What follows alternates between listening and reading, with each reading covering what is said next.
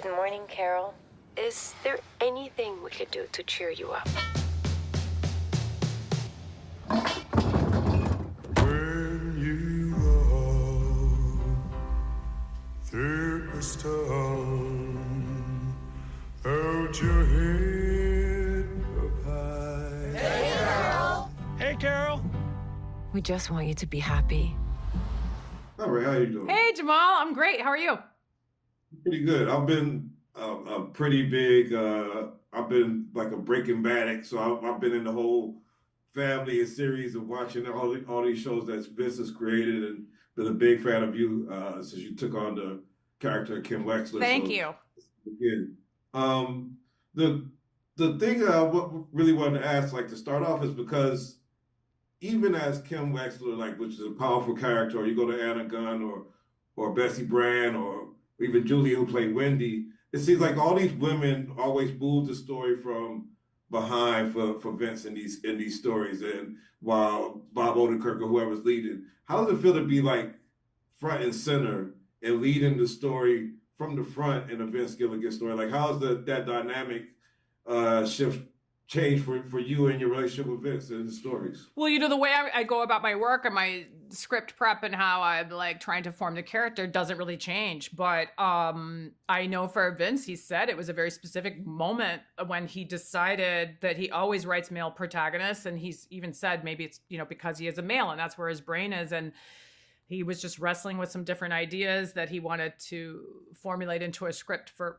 Plur1bus. And then he says that I'm thankful for it. For some reason, like watching me work on Better Call Saul, he said early on, he was like, actually, no, I should write this whole thing for Ray and it should be a female protagonist. And he wanted to go on that journey. I'd be interested to ask him sometime, like, what's been really different? And maybe one of the wonderful things is that he didn't sit there and think like, well, I have to make sure it's something a woman would do, which probably would have been the dumb way to ask yourself questions to write, right? He just wrote this really fascinating, interesting character who happens to be a woman. But there are all sorts of things circumstantial that I think are really interesting story elements because she is a woman. Like he doesn't write themes and stuff. And so he'd probably like roll his eyes if he was sitting here next to me. But for me, it was very interesting that like her anger is something that is considered dangerous. You know what I mean? Like as a woman, that spoke to me in a very specific way.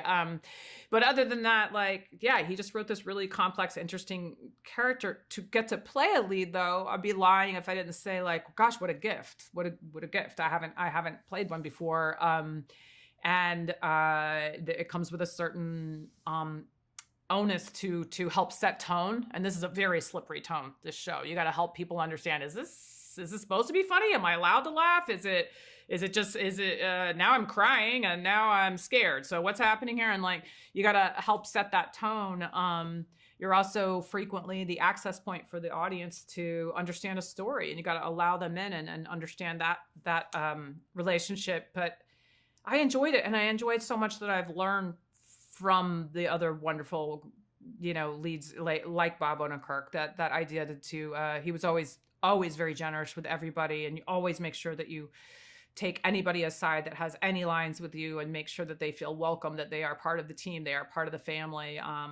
My scene's only as great as my scene partner every time. Your comfort show in this is the Golden Girls. If it was End of the World, like what show would you watch over if that's all you have left? Golden Girls would be up there.